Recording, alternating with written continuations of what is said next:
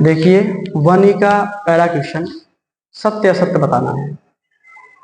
और इससे पहले आप लोग इसका जो बेसिक है 1F का पहला क्वेश्चन 1F का पहला क्वेश्चन सत्य असत्य बताना है। और इसका जो बेसिक है उसका वीडियो जो है आ गया है, उसको देख लीजिएगा। उसके बाद इसको देखिएगा तब ज्यादा समझ में आएगा, ठीक है ना। और चलिए देखते हैं। बोला गया है कि परमेय संख्या नहीं है। क्या नहीं है? -6/7 का 6/7। पहली बात तो देखिए, ये परमेय संख्या है, ये परमेय संख्या है। परमेय संख्या जब जोड़ते हैं घटाते हैं जो रिजल्ट आएगा उसका रिजल्ट भी परमेय संख्या ही आता है, ठीक है। तो यहाँ पे अगर काटने पीटने पर जीरो भी आएगा तो उसका भी रिजल्ट वो क्या कहलाएगा? परमेय संख्या ही कहलाएगा। यहाँ देखिएगा -6/7 और +6/7 कटेगा तो क्या आएगा? जीरो आएगा ना, ये परमेय संख्या हो जाएगा। लिख देंगे आंसर।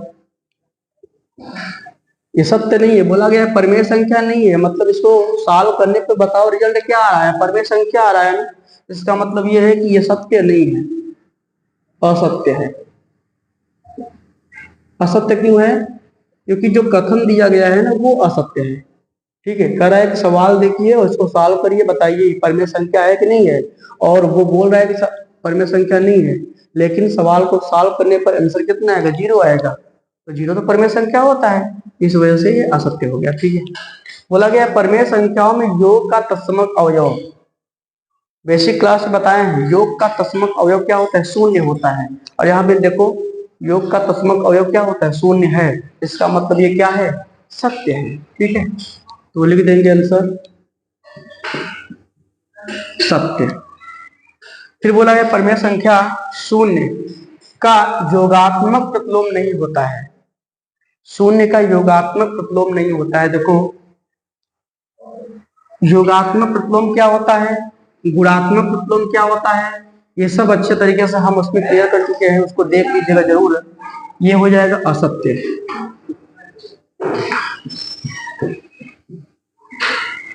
ठीक है। फिर बोला गया है किसी ऋणात्मक परमेय संख्या का योगात्मक प्रतिलोम एक धनात्मक परमेय संख्या होता है। देखिए योगात्मक प्रतिलोम समझिए क्या होता है। जैसे कि कोई एक संख्या ले लो, अगर उस संख्या में अनदर कोई संख्या और ले लो, उसको जोड़ो और दोनों का जोड़ने पर रिजल्ट आए वो जीरो आए। जीरो आने का मतलब कब जीरो आएगा? जैसे 4 में -4 जोड़ोगे, 4 में -4 जोड़ोगे कितना आएगा आंसर? जीरो आएगा। तो समझ लेना जो 4 का जो योगात्मक प्रतिलोम है वो कितना है? -4। इसका मतलब जो धनात्मक वैल्यू है उसका जो योगात्मक प्रतिलोम होता है वो क्या होता है? ऋणात्मक वैल्यू होती है। अर्थात जो ऋणात्मक वैल्यू होती है उसका जो योगात्मक प्रतिलोम होता है वो क्या होता है? धनात्मक वैल्यू होती है। यहाँ लिखा गया किसी ऋणात्मक परिमेय संख्या का योगात्मक प्रतिलोम है ना, एक धनात्मक प्रतिलोम परिमेय संख्या है। यहाँ बोला गया है किसी ऋणात्मक परिमेय संख्या का योगात्मक प्रतिलोम एक धनात्मक परिमेय संख्या होती है। देखो किसी ऋणात्मक परिमेय संख्या का योगात्मक प्रतिलोम धनात्मक परिमेय संख्या होता है, क्योंकि जोड़ने पे क्या आ रहा है? जीरो आ रहा है ना, इसका मतलब ये सत्य है। क्या है? सत्य है, ठीक। फिर बोला गया है परिमेय संख्याओं में घटाने का तस्मक अवयव शून्य होता है। भाई घटाने का नहीं होता, जोड़ने का होता है। तस्मक अवयव कितना होता है? जोड़ने का तस्मक अवयव 1 होता है, और यहाँ पर योग का तस्मक अवयव 0 होता है, और गुणा का तस्मक अवयव कितना होता है? 1 होता है। यहाँ घटाने का नहीं होता, योग का होता है, ठीक है ना। यहाँ लिखेंगे क्या आंसर? असत्य। क्यों? क्योंकि घटाने का जो है तस्मक अवयव 0 नहीं होता। यहाँ देखिए योग का तस्मक अवयव क्या होता है? 0 होता है, ठीक। मैं लिख पाया। अब देखिए परिमेय संख्याओं में गुणा का तस्मक अवयव क्या होता है? 1 होता है। अभी बेसिक में देख लीजिएगा आप लोग, उसमें अच्छे सिखाए हैं, सत्य है। यहाँ देखिए एक ऋणात्मक परिमेय संख्या का गुणात्मक प्रतिलोम एक ऋणात्मक परिमेय संख्या होती है, सत्य है। एक ऋणात्मक परिमेय संख्या का गुणात्मक प्रतिलोम एक ऋणात्मक परिमेय संख्या होती है। इसका मतलब यह है इसका कहने का अर्थ क्या है? कहने का अर्थ यह है कि जो गुणात्मक प्रतिलोम होता है ना, अगर दो संख्या लोगे उसको आपस में मल्टीप्लाई करोगे तो उसका जो रिजल्ट आना चाहिए वो एक आना चाहिए। जैसे देखो, मैं कह दिया कि बताइए -4 का गुणात्मक प्रतिलोम बताइए। तो -4 का जो गुणात्मक प्रतिलोम लेंगे आप लोग, वो 1/-4 लेंगे। देखो ऋणात्मक ही तो निकला ना, ये -4 ऋणात्मक है, एक ऋणात्मक परिमेय संख्या ऋणात्मक हुआ का गुणात्मक प्रतिलोम। गुणात्मक जब प्रतिलोम करेंगे, प्रतिलोम माने उल्टा करेंगे, कितना हो जाएगा? ऋणात्मक परिमेय संख्या ही तो निकल रहा है ना, क्योंकि इन दोनों को मल्टीप्लाई करेंगे तभी तो हमारा आंसर कितना आएगा? 1 आएगा ना। क्योंकि हम चाहते हैं क्या है कि गुणात्मक प्रतिलोम क्या होता है कि यदि दो संख्याओं को आपस में गुणा किया जाए तो उसका जो रिजल्ट आता है वो कितना आना चाहिए? 1 आना चाहिए। तो ये सत्य बोला है कि एक ऋणात्मक परिमेय संख्या का गुणात्मक प्रतिलोम क्या होता है? ऋणात्मक परिमेय संख्या।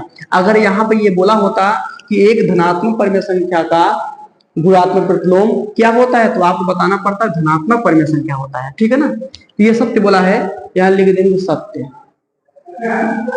ठीक, क्योंकि ऋणात्मक परिमेय संख्या का गुणात्मक प्रतिलोम क्या होता है? ऋणात्मक परिमेय संख्या ही होता है। यहाँ देखिए लिखा गया, यदि परिमेय संख्या यक्ष का योगात्मक प्रतिलोम यक्ष है तो यक्ष बराबर 0। हाँ, अगर मैं बोला कि योगात्मक प्रतिलोम क्या होता है कि अगर दो संख्या ले लो, जैसे एक ले लिया 3 और दूसर का संख्या ले लिया -3, इसको जोड़ेंगे आंसर क्या आएगा? 0 ही तो आएगा ना। तो कहने का मतलब जो भी लेंगे परिमेय संख्या यक्ष है और इसी का जो हम लोग योगात्मक प्रतिलोम लेंगे वो भी क्या है? यक्ष है। तो समझ लीजिएगा दोनों का जो योग होगा वो कितना आएगा? 0 आएगा। इसका मतलब ये भी क्या है? सत्य। ठीक, नोट डाउन कर लीजिए। देखिए दूसरे पहले सवाल बोला गया है, दूसरा सवाल बोला गया है कि रिक्त स्थान की पूर्ति कीजिए। हम लोग स्टार्ट करते हैं। सबसे पहले हम लोग सवाल को साल में लिखेंगे, ठीक है ना? SOLV, देखिएगा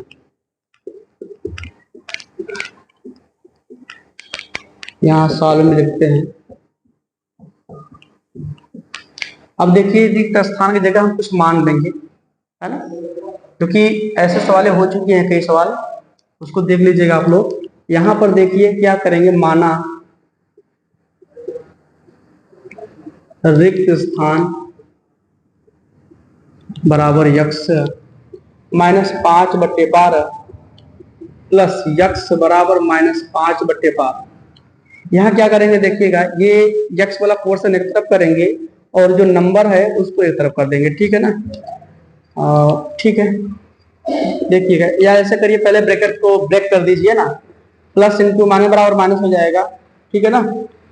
5/12, क्योंकि यहाँ पे कुछ नहीं है तो प्लस मानेंगे, और प्लस इंटू माने बराबर क्या हो जाएगा? माइनस हो जाएगा, प्लस यक्स बराबर -5/12 हो जाएगा। ये माइनस में है, उधर जाएगा तो टाइम हो जाएगा, ये उधर जाएगा तो प्लस में हो जाएगा। अब देखिए ये टोटल नंबर, दोनों नंबर समान है, ये प्लस है ये माइनस है। जब समान नंबर होते हैं, चिन्ह अलग अलग होता है, तो दोनों आपस में क्या हो जाते हैं? कट जाते हैं, ठीक है ना? आंसर क्या आएगा? 0। अब अभी आंसर नहीं आया है, बोला है रिक्त स्थान की पूर्ति कीजिए, तो हम लिखेंगे इसलिए -5/12 प्लस रिक्त स्थान जगह आप लोग ब्लैक पेन से लिखिएगा, यहाँ पर क्या लिखेंगे? 0। क्या लिखेंगे? 0, -5/12। ये आपका आंसर हो गया, ठीक। आपकी बुक में आंसर यही आया होगा, मतलब वो बोला है कि रिक्त स्थान की पूर्ति कर दीजिए बस, तो आपको तो ये पूरा लिखना पड़ेगा ना। देखिएगा दूसरा नंबर सवाल, सबसे पहले हम लोग साल में इसको लिखेंगे -4/5 -... बराबर 0। यहाँ क्या करेंगे? सबसे पहले क्या करेंगे? रिक्त स्थान जगह मानेंगे, माना रिक्त स्थान बराबर यक्ष -4/5, यहाँ पर यक्ष करेंगे,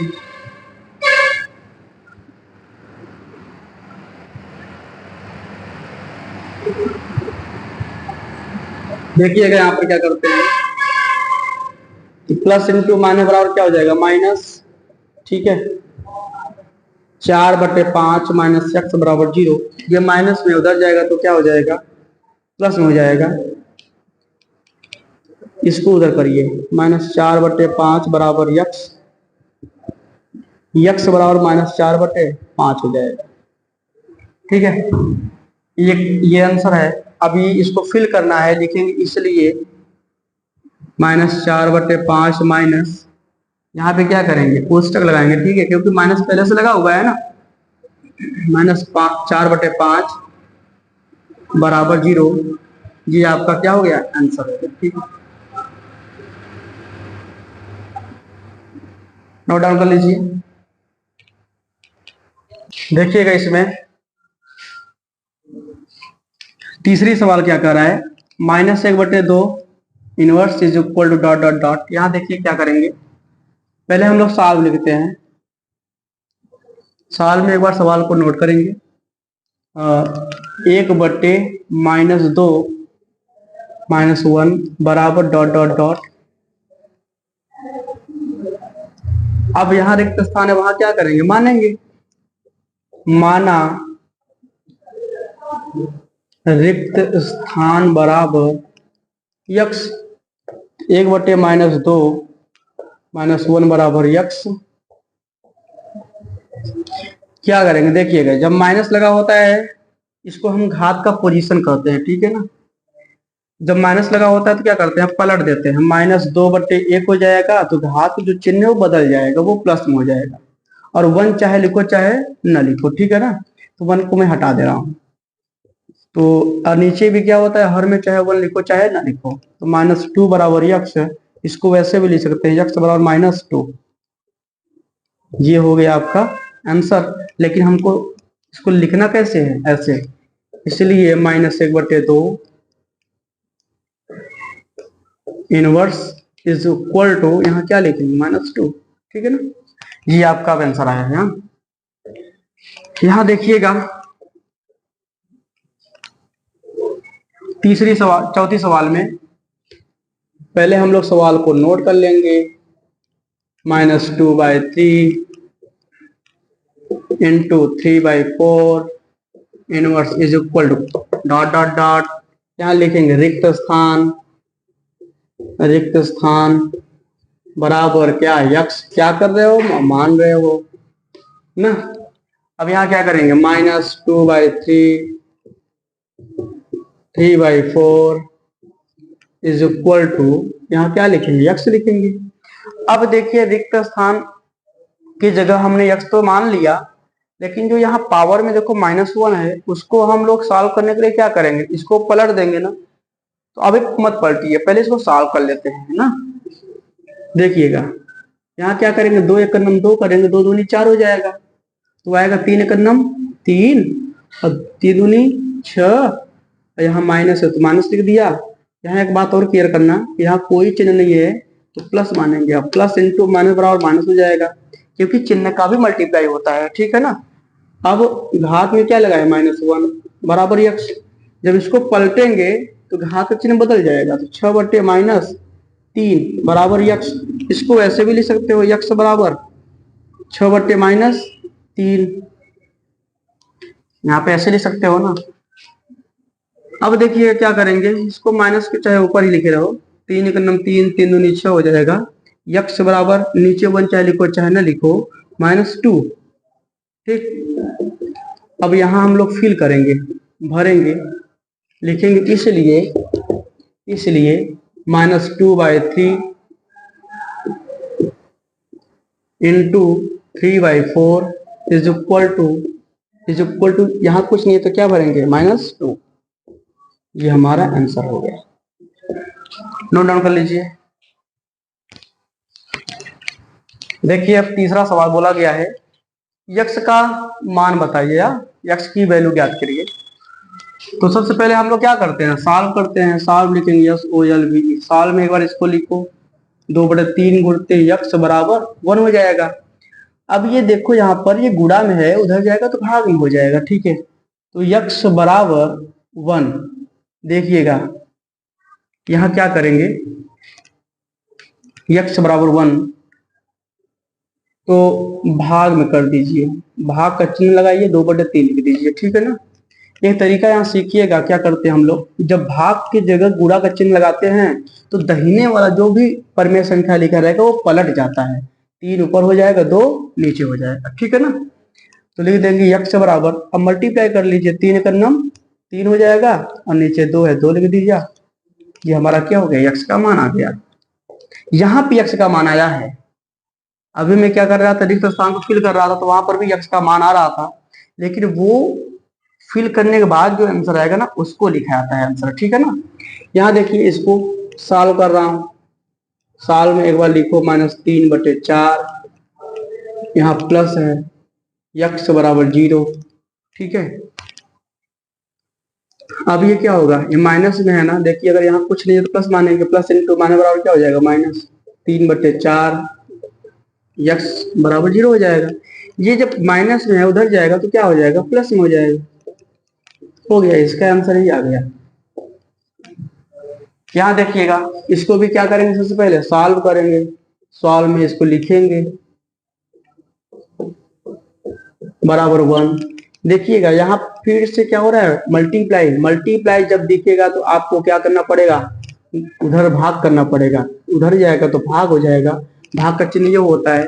फिर यहाँ लिखेंगे -5/4। जैसे ही हम लोग भाग के जगह गुणा लगाते हैं, भाग के दाहिने वाला जो पोर्शन होता है परिमेय संख्या, वो क्या हो जाता है, बदल जाता है, पलट जाता है, मतलब 4/5 हो जाएगा।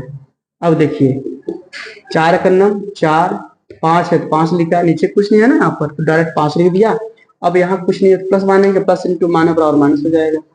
ये हमारा क्या आ गया, यक्स की वैल्यू आ गई, ठीक। इसको नोट डाउन कर लीजिए।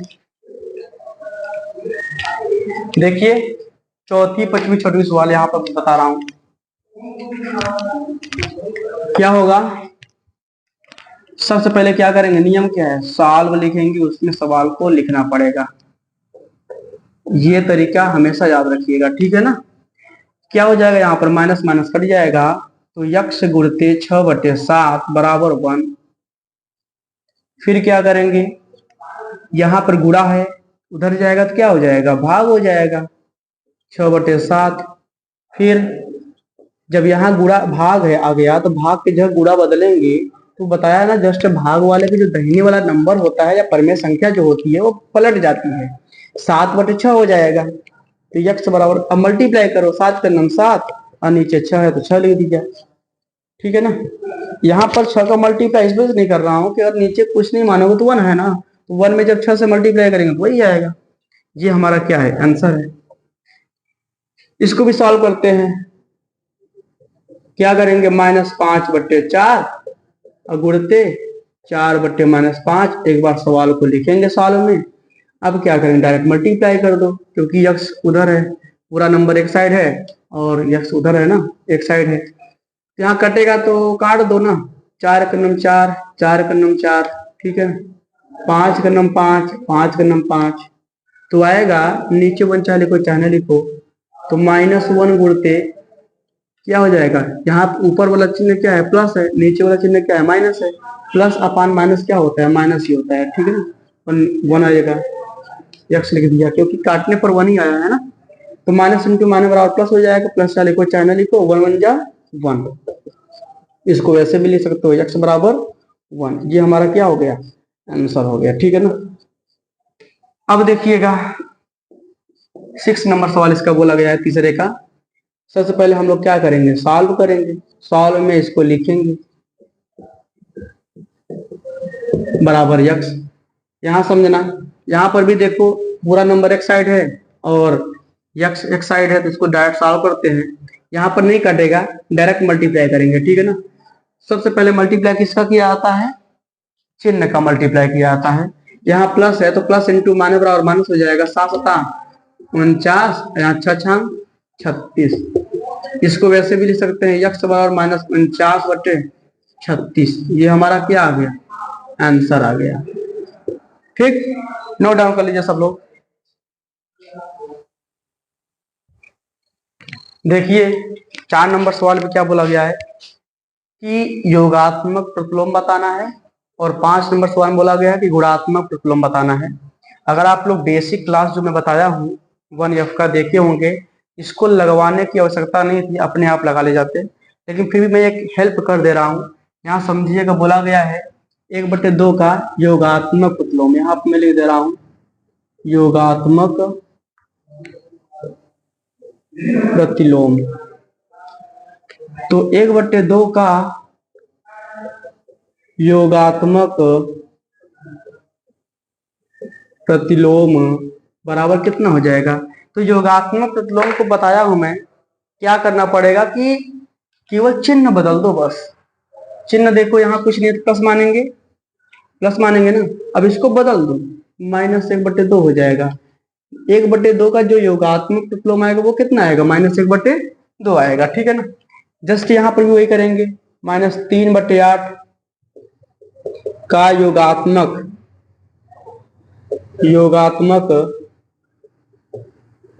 प्रतिलोम बराबर कितना हो जाएगा? चिन्ह को हटा दो, 3/8 हो जाएगा। चिन्ह को बदल देना है बस, ठीक है ना। याद रखिएगा, योगात्मक प्रतिलोम में केवल चिन्ह देखना है, और उसमें क्या करना है, पूरे सिस्टम को पलटना है। इसमें देखिए 0 का योगात्मक प्रतिलोम। अब बताइए 0 का योगात्मक प्रतिलोम, 0 का कोई चिन्ह ही नहीं होता यार, तो 0 का योगात्मक प्रतिलोम कितना हो जाएगा? 0 ही होगा, ठीक है ना। यहाँ लिखेंगे 0 का योगात्मक प्रतिलोम बराबर 0। यहाँ देखिए एक बात और, यहाँ नंबर कट जाएगा तो क्या आएगा? 4/7 आएगा ना। तो यहाँ पे क्या करेंगे हम लोग? 4/7, क्योंकि जानते हो माइनस ऊपर है माइनस नीचे तो कट जाएगा ना, तो कटेगा तो 4/7 आएगा। तो 4/7 का योगात्मक प्रतिलोम, इसको हम दो फॉर्म में लिख सकते हैं। एक लिख सकते हैं क्या, -4/7। अगर यहां से देखें तब, अब मान लीजिए पूरा ये टोटल ले रहे हैं, तो क्या करना पड़ेगा? इसको ऐसे भी लिख सकते हैं, -4/-7, ठीक है ना। तो आपके आंसर में देख लीजिएगा, या तो ये आ रहा होगा या तो ये आ रहा होगा, ठीक है ना। अगर ये आ रहा है तो ये इसको लिखिएगा, अगर ये आ रहा होगा तो इसको लिखिएगा, ठीक है। लेकिन दोनों आंसर सही है, ठीक है ना। यहां देखिएगा, इसको बोला है गुणात्मक प्रतिलोम, गुणात्मक प्रतिलोम निकालना है। तो गुणात्मक प्रतिलोम बताए हैं कि पूरे नंबर को पलट दो, ऊपर वाला नीचे, नीचे वाला ऊपर। इसका मतलब 8/13 का गुणात्मक प्रतिलोम बराबर कितना हो जाएगा? 13/8 हो जाएगा। यहाँ पर -6/19 का गुणात्मक प्रतिलोम कितना हो जाएगा? पलट दो, -19/6 हो जाएगा, ठीक है ना। अगर माइनस ऊपर है तो यहाँ माइनस नीचे कर दो, लेकिन कोई इफेक्ट नहीं पड़ता, ठीक है ना, याद रखिएगा। यहाँ पर देखिए 17/-16 का गुणात्मक प्रतिलोम बराबर कितना हो जाएगा? -16/17 हो जाएगा, ठीक है ना। यहाँ देखिए नीचे क्वेश्चन क्या मानेंगे? 1 मानेंगे, तो अब क्या लिखेंगे? -9/1 का गुणात्मक प्रतिलोम बराबर, पलट देना ना, 1/-9, ठीक है ना। यहाँ देखिए 17 है, नीचे क्वेश्चन क्या मानेंगे? 1 मानेंगे, तो लिखेंगे कि 17/1 का गुणात्मक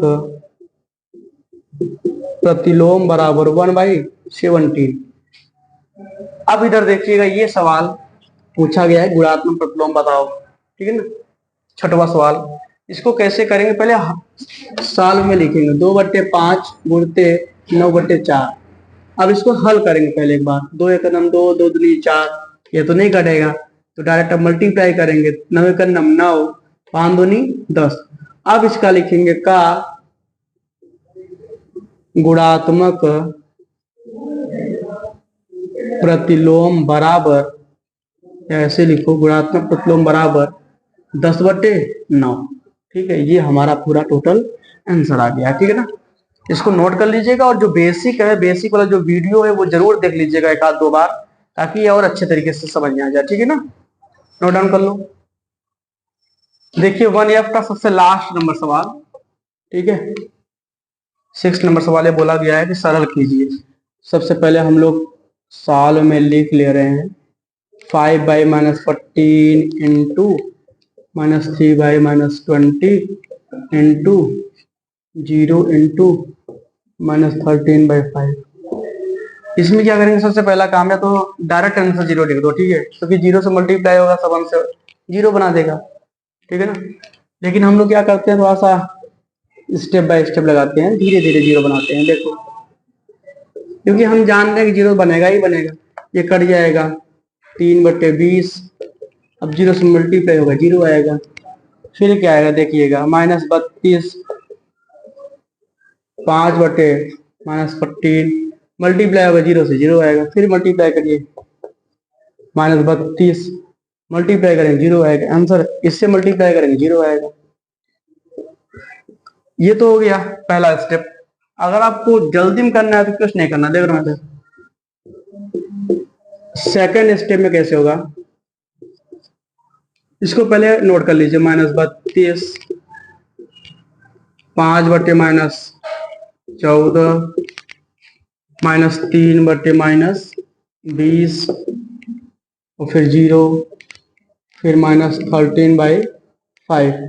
यहाँ क्या करना है, डायरेक्ट देखिए 0 में से मल्टीप्लाई हुआ 0, 0 में से मल्टीप्लाई हुआ 0, फिर 0 से मल्टीप्लाई 0, 0 से मल्टीप्लाई 0,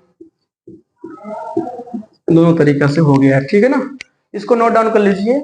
और 1F आपका आज समाप्त हो गया। हम कल से स्टार्ट करेंगे 1G, ठीक है ना।